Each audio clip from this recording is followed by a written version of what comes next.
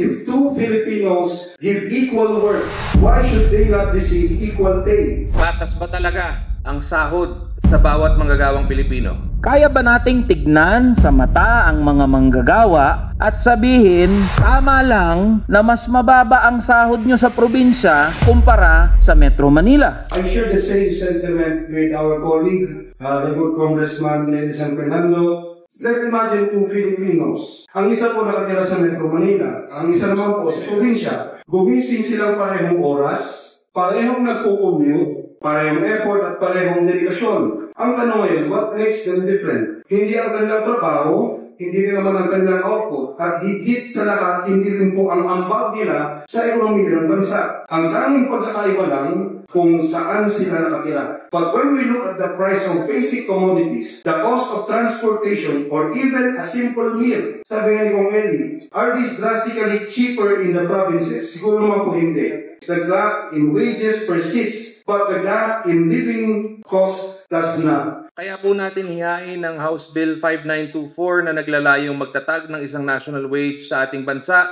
upang makapagpantay-pantay ang sahod ng bawat manggagawa.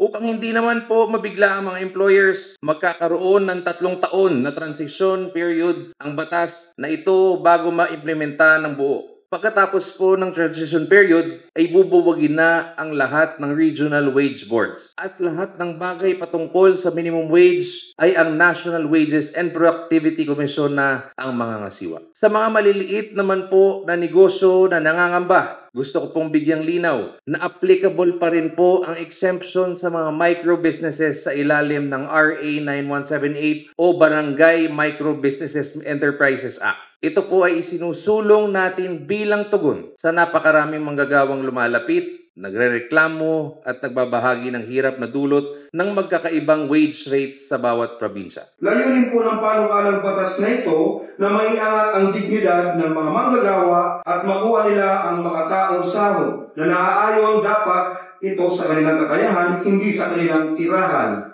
I enjoy my colleague in his war cry, and I also will fight for this bill, for justice, fairness, and respect for every Filipino worker, whether in Metro Manila, in Albay, or anywhere else in this country. Hindi ito simpleng pag-angat ng numero sa papel. Ito po ay pagtatama ng isang sistemang matagal nang hindi patas at kung minsan ay nakakabawas sa dignidad ng manggagawa. Walang manggagawa ang dapat maiwan. Tara na, kamanggagawa!